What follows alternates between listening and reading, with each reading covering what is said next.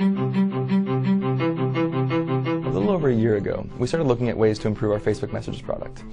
And we realized pretty quickly that the problems that we face are actually bigger than just Facebook. A lot of sharing should be simpler than it is.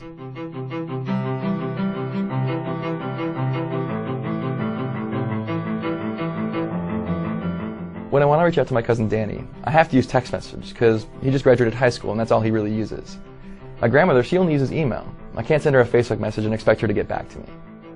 I'm keeping this lookup table in my head of how to reach out to each person. Why isn't this easier? Why don't all these technologies work together? All you should need to send someone a message is the person and the message, and that's it.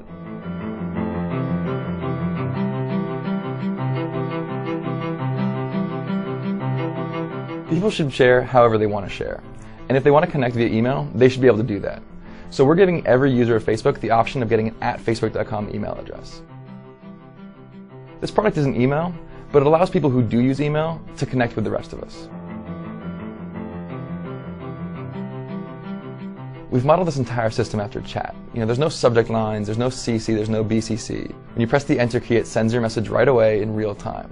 We want this to feel like a conversation among friends, and when you come back to your computer or your phone, you should be able to pick up right where you left off.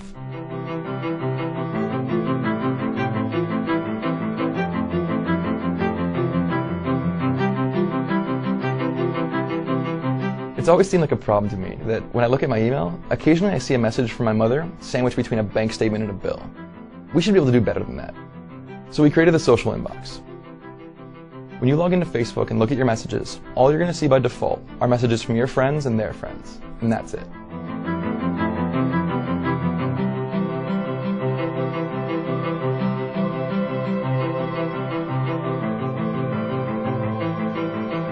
Historically, once you give out your email address or phone number, it's just a matter of time before it winds up in the hands of the wrong person.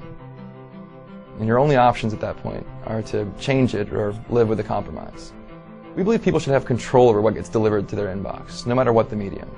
And so with the new Facebook messages, if you change your privacy settings such that only friends can send you messages, then we will actually bounce emails that come from anyone who's not your friend. By default, the inbox only shows messages from your friends and their friends. But if your grandmother who only uses email sends you a message and it finds its way into the other folder, you can always promote it into your inbox, and from then on your conversations with her will be front and center. And of course, you can block anyone or any email from sending you messages. Between this and our privacy settings, it's like your own personal do not email list.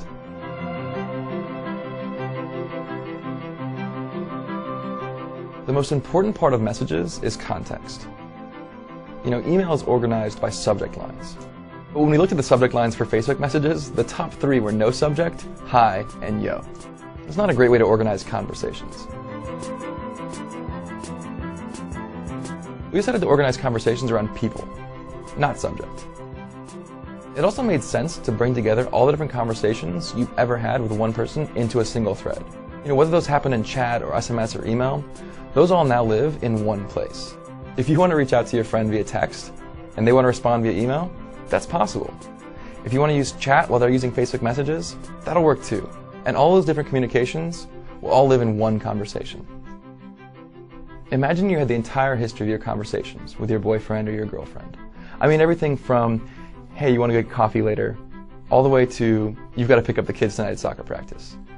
My grandmother had that. It was a box of letters written by my grandfather from when they were dating. That kind of thing is increasingly rare, and I'm left to ask, where is my box of letters?